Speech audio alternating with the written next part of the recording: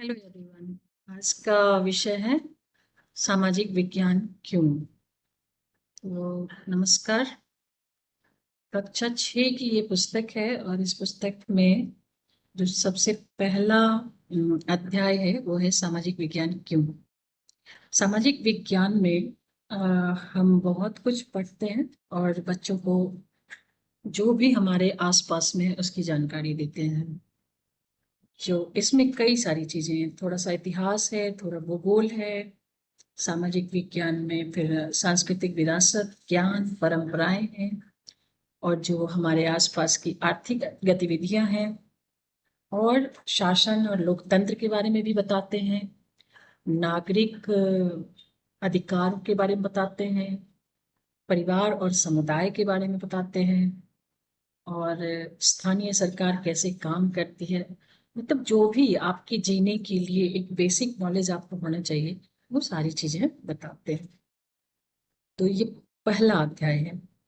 अब आप इस चित्र को देखिए और कोशिश कीजिए जानने की कि इसमें क्या क्या है।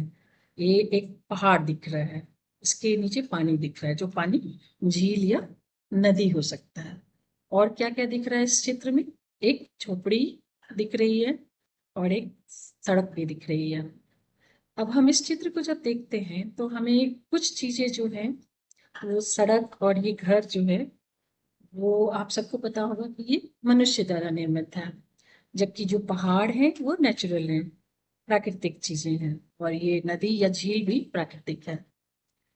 तो चारों चीजें इसमें हमको जो देखने मिल रही है वो मानव निर्मित और प्राकृतिक में डिवाइड किया जा सकता है।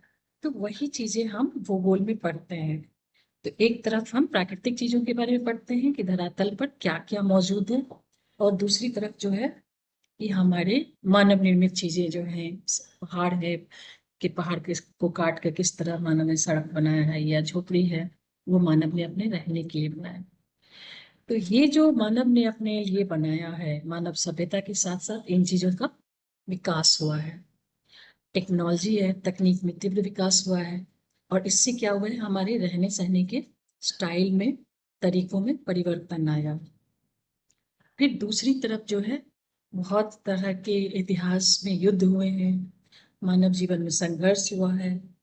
और इन संघर्ष से भी जीवन में, मानव के जीवन में बहुत बदलाव आए हैं। और न सिर्फ मानव जीवन में बदलाव आए, बल्कि पहाड़ों और पठारों और मैदान के स्वरूप में भी बदलाव आया है।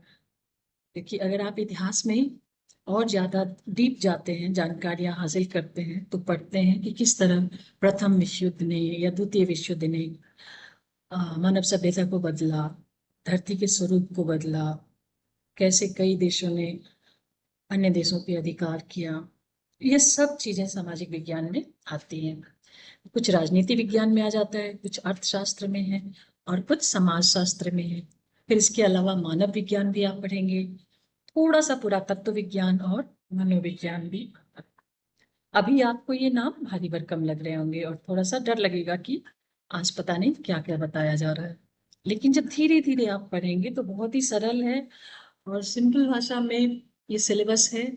और आपको, आपकी रुचि भी जागेगी, इंटरेस्ट भी जागेगा। पहली चीज हम अगर देखेंगे तो अपने देश से शुरू करते हैं, भारत के बारे में। तो हम भारत के भूभाग के बारे में पढ़ेंगे कि भारत में क्या क्या है, कौन कौन से समुद्र को हम छूते हैं, कौन से पर्वत हैं, नदियां हैं, किस तरह ये सब मिलकर भारत का एक मानचित्र बनाती हैं। और उसके अंदर हम भारत के लोग किस तरह अपना जीवन यापन करते हैं। अब इसके लिए आप चाहें तो गूगल पे देखें, यूट्यूब पर देखें, इवन अपने मोबाइल पर जो है आप इंडिया का मैप निकाल कर देख सकते हैं। प्राकृतिक मैप को देखिए, उसमें आपको दिखेगा समुद्र, पर्वत, नदियां सब कुछ दिखेंगे। अगर आप पॉलिटिकल मैप देखते हैं, राजनीतिक मैप, मानचित्र बोलते हैं उसको, उसमें आप देख सकते हैं कौन कौन से स्टेट हैं और किस तरह से भारत को हमने 28 राज्यों में और केंद्र शासित प्रदेशों में विभाजित किया है। और कैसे अलग अलग जगह मनुष्य जो है अपना जीवन यापन किन किन एक्टिविटीज को लेकर करता है। जब आप इतिहास के बारे में करते हैं तो इतिहास से डरने की जरूरत नहीं है। इतिहास में हम उन घटनाओं को देखते हैं जो हो चुकी हैं, उससे क्या होता है, हमें आज के बारे में समझने में आसानी होती है। अगर आप जैसे कि भारतीय अर्थव्यवस्था के बारे में जानना चाहते हैं और आपको यही नहीं पता है कि हमारे यहाँ क्या-क्या एक्टिविटीज होती हैं या उससे पहले क्या हुआ है, तो आप अर्थव्यवस्था को नहीं समझ पाएंगे। इसलिए अतीत जो है वो हमें समझने में सहायता करता है। आज के लिए बस इतना ही।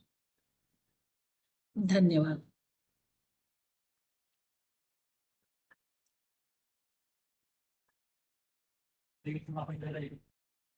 हम्म, वही देख रहे हैं। शेयर कंप्यूटर ऑडियो मैंने किया ही नहीं। आपको सुनाई पड़ रहा था वहां पे?